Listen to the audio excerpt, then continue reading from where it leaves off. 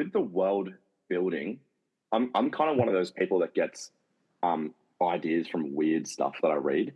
So, and weird stuff that I see, and I kind of just bank all of that in notes on my phone, and I'll kind of think, are there ways that I can fuse these together? So I originally had this idea of writing a series about these people who could basically go into battle, and then they could like essentially like go into like a force field bubble and then go dormant on the battlefield and resume battle the next day. And being inside the force field would also kind of like rejuvenate them, feed them, provide them with nutrients, all these things. And so it was like it actually came from the droidicas in Star Wars, like those stupid like roly-poly droids. Yeah. Wow. And so that's kind of where that came from. And then I did away with a lot of that, but I kept the orb thingy that the people went into, and I linked that with like the fungal like symbiosis that trees share in the real world. So the ways that trees can basically communicate with one another under the ground, they can send micronutrients to other trees that are suffering from diseases. All these really cool things that I read about.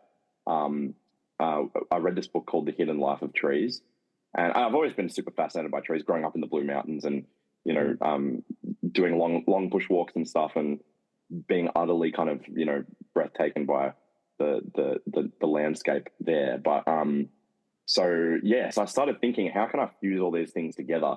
And so I'm kind of one of those jigsaw puzzle people when it comes to world building. I like to kind of just bring things together slowly and then see if I can find a through line. And the through line for me was a magic system that's based around light, essentially. Awesome. And the connection, I guess, the scientific connection. There's a spiritual kind of part of the magic system, but the scientific part of the magic system has to do with bioluminescence.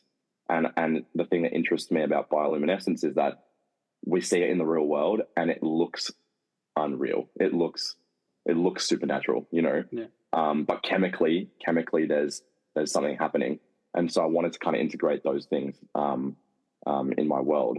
So and like I said before, like that idea, I guess, of building a world where this is your playground.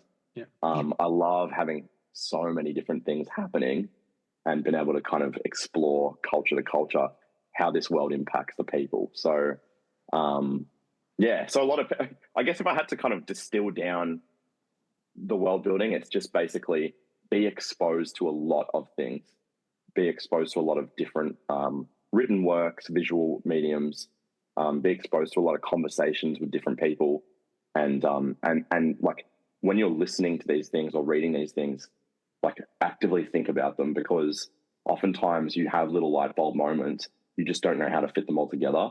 But if you write them all down, you can revisit them at any time and kind of go, oh yeah, like, from A, B to C, these things could work. So I guess my world building is fairly like fluid.